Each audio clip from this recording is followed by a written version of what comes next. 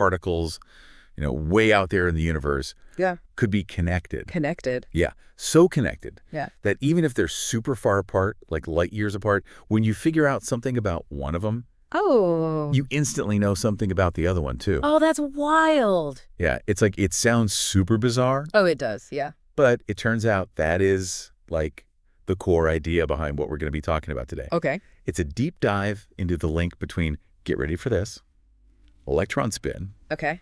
and quantum entanglement. Wow. Okay. Yeah. I mean, you send over some really fascinating material to get ready for this. Yeah.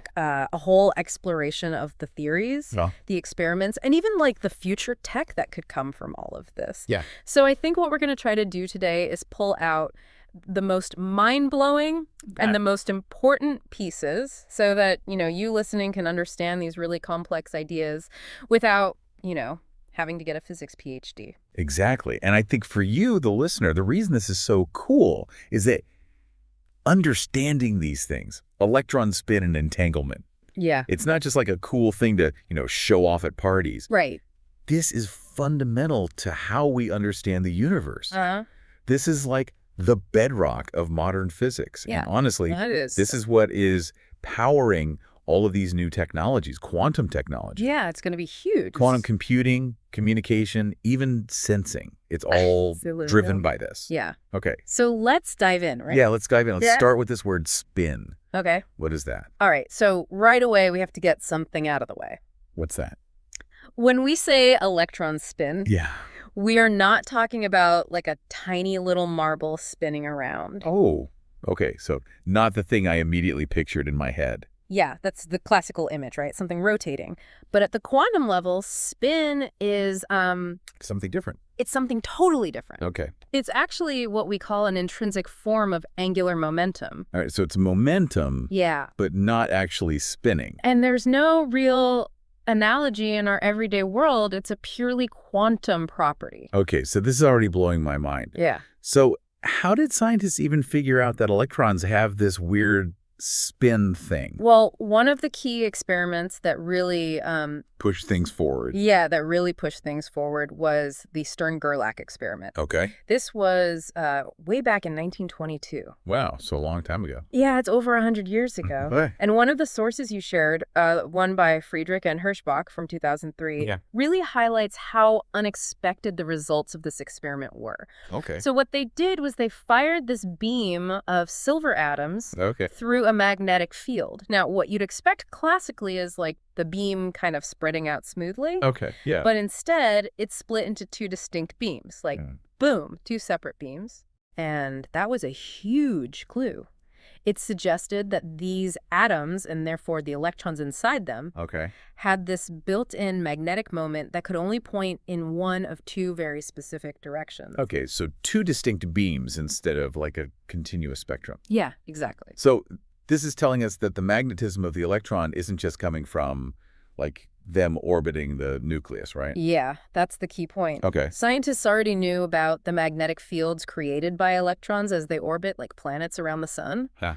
But the Stern-Gerlach experiment showed something else was going on. Okay. It had to be this intrinsic property, this spin. Okay, so it's a fundamental thing, not just a consequence of their movement. Exactly. So this experiment happens, people are scratching their heads. Yeah. What came next? How did people try to explain this, for you, the listener, back in the day? Yeah, well, this experiment really got the ball rolling. Uh-huh. So in 1924, Wolfgang Pauli, he proposed this idea of a two-valued quantum property for electrons.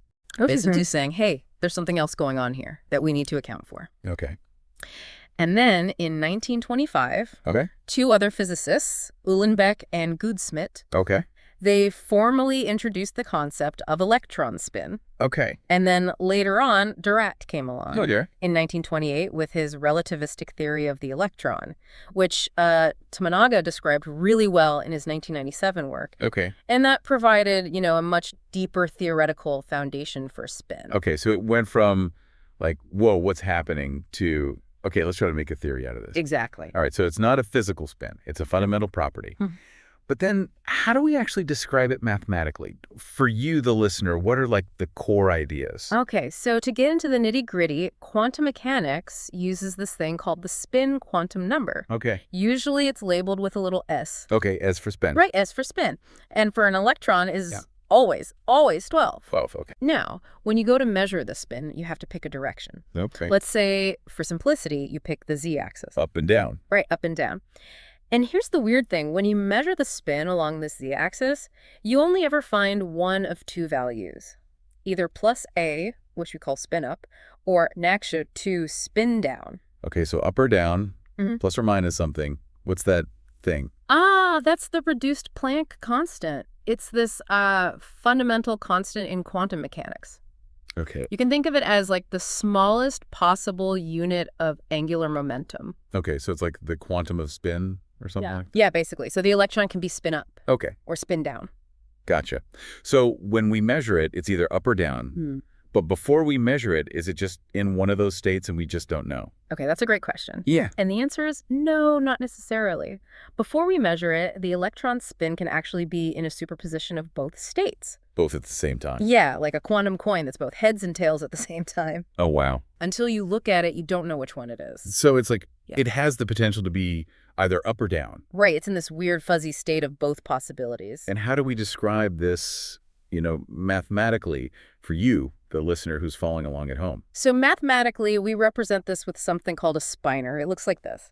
Since-Riemann-Vogel alpha pararangle plus beta down arrow. Okay, those look like Greek letters and arrows. Yeah, so the arrows just represent spin up and spin down, and alpha and beta are what we call probability amplitudes. They're complex numbers. Right. But the important thing is their squares, alpha 2 and 2 and beta 2, tell you the probability of finding the electron in the spin up or spin down state when you actually measure it. So it's like if alpha is really big, it's probably going to be spin up. Exactly. Okay, so it's all about probabilities. Now, you also mentioned Pauli matrices before. Yes, the Pauli matrices. What are those? So the Pauli matrices, there's three of them, sigmac and sigma, and they're basically mathematical tools that we use to represent the spin along the x, y, and z axes in our equations. Okay. They help us, manipulate and calculate things related to spin. Okay, so they're like tools for doing spin math. Yeah, exactly. And the cool thing about them is that they don't commute. They don't commute. Yeah, meaning the order you multiply them in matters. Oh, okay. And that has a really important consequence. What's that? It leads to the uncertainty principle for spin. Okay, the uncertainty principle. I've heard of that, but I thought that was for position and momentum. You're right, it is. But it applies to spin, too. Just like you can't simultaneously know both the position and momentum of a particle with perfect accuracy, you also can't know the spin of an electron along different axes at the same time. So if I know it's spinning up along the z-axis, I can't know for sure what it's doing along the x or y-axis. Exactly. It's a fundamental limit to what we can know about the electron's spin state. Wow, quantum mechanics is so weird. Okay, so that's for a single electron. But what happens when we have more than one?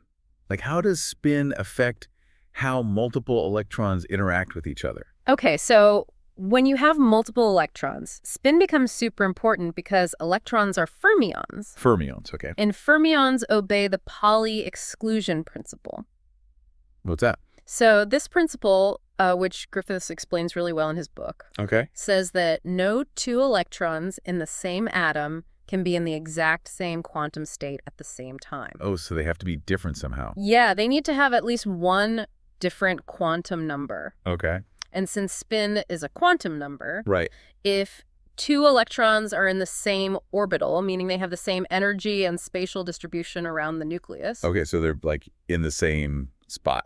Yeah, you can think of it like that. Okay. So if they're in the same spot, then they have to have opposite spins. One has to be spin up and the other spin down. So they can share a space, but they can't both be spinning the same way. Exactly. That's the Pauli exclusion principle in action. Okay.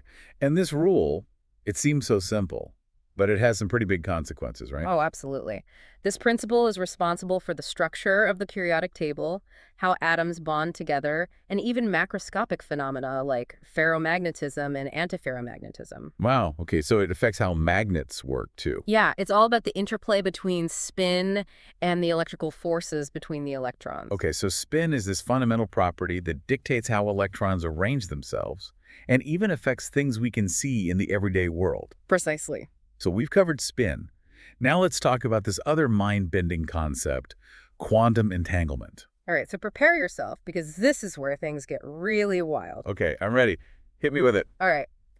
At its core, quantum entanglement is a type of correlation between two or more particles that has absolutely no analog in classical physics. Okay, so it's like they're linked in some way. Yeah, but it's a link that transcends space and time. What do you mean? I mean, when particles are entangled, their quantum states become so intertwined that measuring one of them instantly affects the state of the other, even if they're light years apart. Wait, instantly? Yeah. Like faster than the speed of light? It seems that way. That's what Einstein called spooky action at a distance. Exactly. That's crazy. It is crazy. It goes against everything we thought we knew about how the universe works.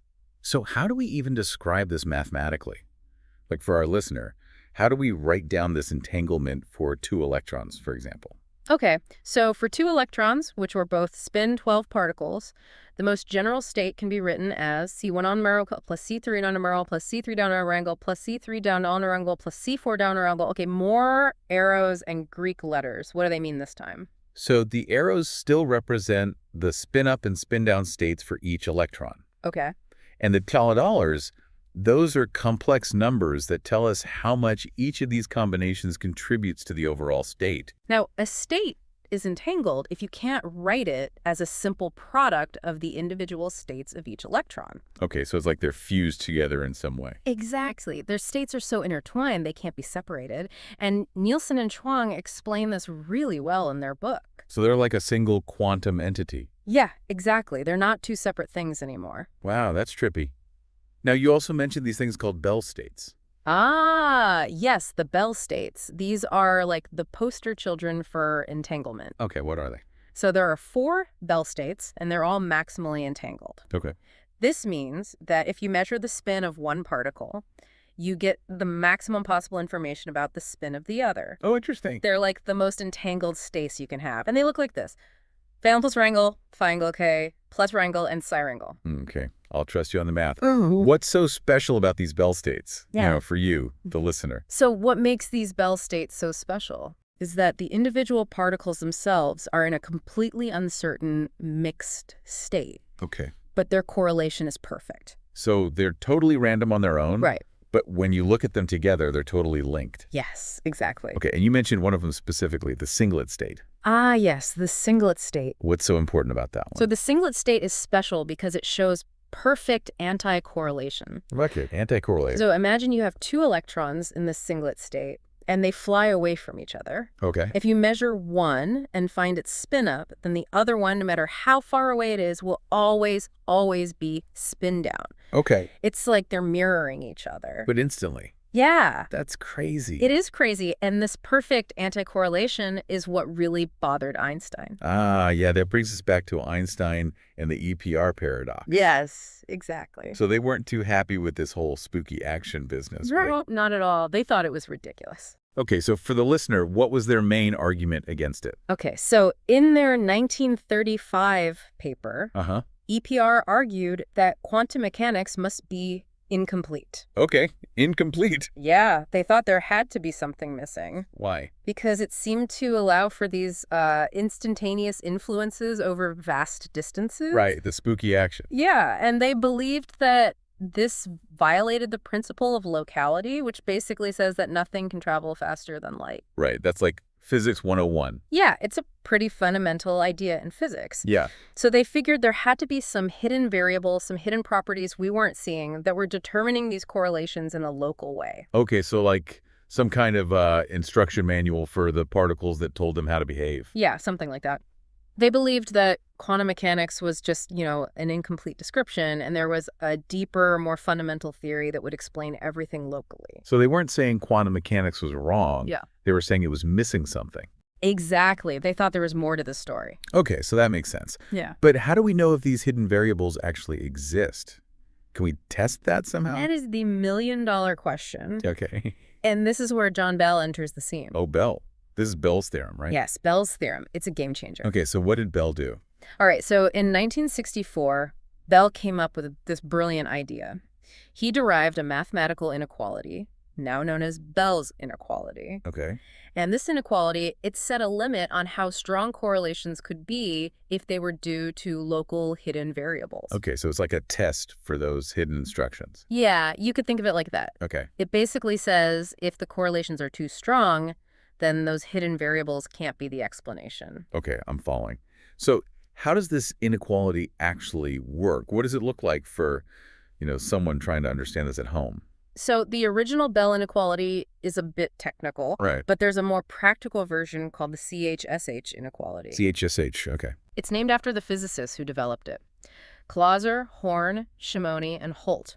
Gotcha. And the CHSH inequality, it basically says that a certain combination of measurements on the two entangled particles, let's call this combination E, Okay. has to be less than or equal to 2 if the correlations are due to local hidden variables. Okay, so 2 is the magic number. Yeah, if the correlations are stronger than that, then something else is going on. And does quantum mechanics predict correlations that are stronger than that? Yes, it does. Really? Yeah, for certain entangled states, quantum mechanics predicts that E can be as high as 2 times the square root of 2. Which is? About 2.83. Oh, so that's way bigger than 2. Yeah, it's a clear violation of the CHSH inequality. Wow. Okay, so this inequality, it gives us a way to experimentally test whether it's local hidden variables or quantum mechanics that's really calling the shots. Exactly. It's like a head-to-head showdown between two fundamentally different ideas about how the universe works. Okay, so the theory is there.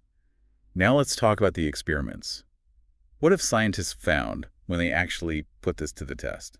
All right, so the first experiments testing Bell's inequality were done in the 1970s and 80s. Okay. And they started to show some pretty convincing violations. Oh, wow. So right away, things are looking bad for the hidden variables. Yeah, it was starting to look that way. Yep. And then came a really important experiment by Elaine Aspect and his team in 1982. Okay. They used something called time-varying analyzers, which was really important to close a loophole called the locality loophole. Okay. The locality loophole. What's that? So the locality loophole was this idea that maybe the settings of the measurement devices on one particle could somehow influence the outcome on the other particle before the measurement even happened. Oh, so like some kind of sneaky signaling going on faster than light? Exactly. But Aspect's experiment, it ruled that out.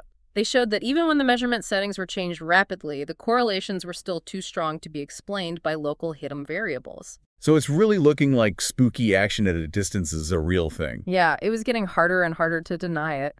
But there were still some other loopholes that needed to be closed. Oh, okay. What were those? So 2 of the big ones were the detection loophole and the locality loophole. Wait, we already talked about the locality loophole. Yeah, but there were still some subtle ways it could have been affecting the results. Oh, okay. And the detection loophole was this idea that maybe the detectors weren't perfectly efficient. Okay. And so maybe the correlations we were seeing were just because we were only detecting a biased subset of the particles. So like we were missing some of the data and that was skewing the result. Exactly. But then in 2015, Okay. 3 independent groups did these amazing experiments that were considered loophole-free. Loophole-free? That sounds serious. It was huge. They used different systems like electrons and diamond and photons. Okay. And they managed to close both the detection and locality loopholes simultaneously. So no more sneaky signals, no more missing data. Yeah, it was the most convincing evidence yet that local hidden variable theories are just not going to cut it. Wow, so it seems like Einstein was wrong. Smoky action at a distance, it's real. It certainly seems that way. The evidence is really piling up. So what does this mean for our understanding of the universe? Like, this has to have some pretty profound implications for you, the listener, right? Oh, absolutely. It's still being debated, but it seems like we might have to give up some of our cherished assumptions about reality. Like what? Well, one of the big ones is realism. Okay, realism. The idea that physical properties exist even when we're not measuring them. Okay, so like the moon is still there even when I'm not looking at it. Yeah, that kind of thing. But quantum mechanics suggests that maybe things aren't so clear-cut. So maybe the moon is only there when I'm looking. Well, it's not quite that simple, but it does suggest that our active measurement might play a more active role in shaping reality than we thought. Okay, so maybe reality is more fuzzy than we thought. Yeah, that's one way to put it. There are other interpretations, like Bohmian mechanics, which embraces non-locality, or even cubism, which questions the very notion of an objective reality. Wow, so this is really shaking the foundations of what we thought we knew about the universe. It is, and it's leading to some really interesting philosophical debates. So entanglement is more than just a scientific curiosity. It's challenging our most basic understanding of reality. It is, and it's also opening up a whole new world of possibilities for technology. Yeah, that's what I was getting at. Quantum technology. So how does this all tie into things like quantum computing? All right, so this is where things get really exciting. Okay, I'm ready. So as Lawson DiVincenzo pointed out back in 1998, electron spin, with its two states... Sit up and spin down. Right, spin up and spin down. Okay. Makes it a perfect candidate for a qubit. A qubit, okay. A qubit is the basic unit of information in a quantum computer. Okay, so it's like the quantum version of a bit. Exactly. In a classical computer, a bit can be either a 0 or a 1. But a qubit, it can be in a superposition of both 0 and 1 at the same time. Oh, so it can be both at the same time. Yeah, just like that electron spin. Okay, I see the connection. And this allows quantum computers to do things that are impossible for classical computers. Okay, so what kinds of things?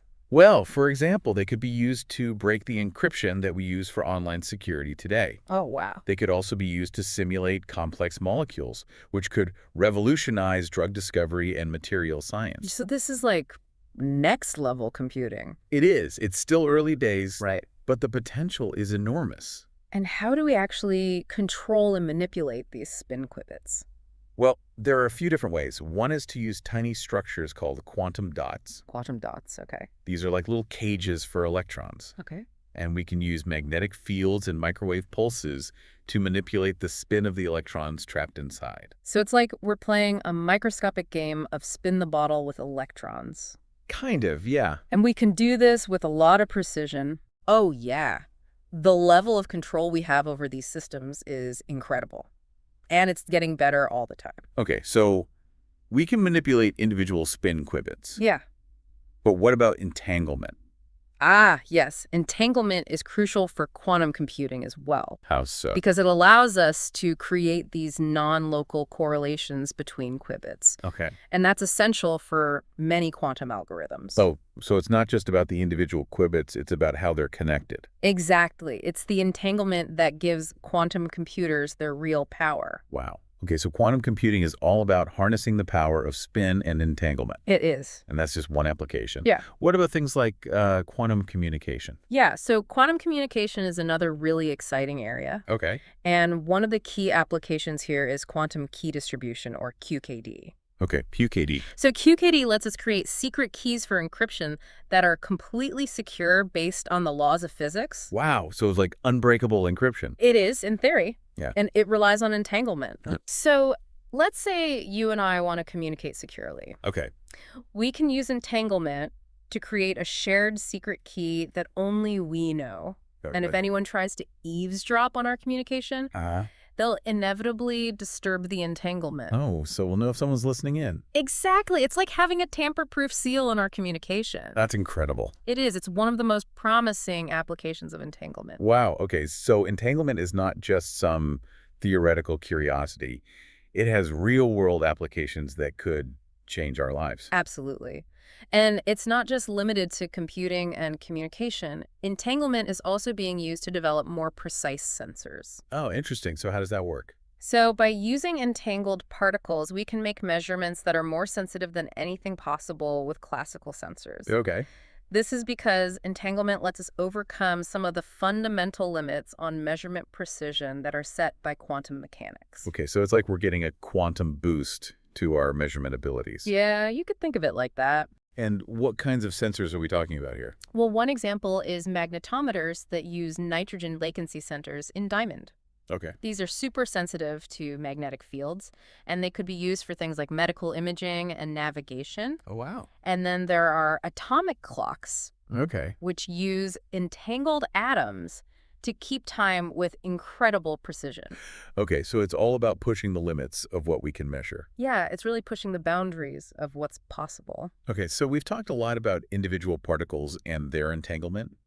But what about entanglement in larger systems, like in condensed matter physics, for example? Yeah, so that's a really fascinating area. Okay. And electron spin entanglement plays a big role there too.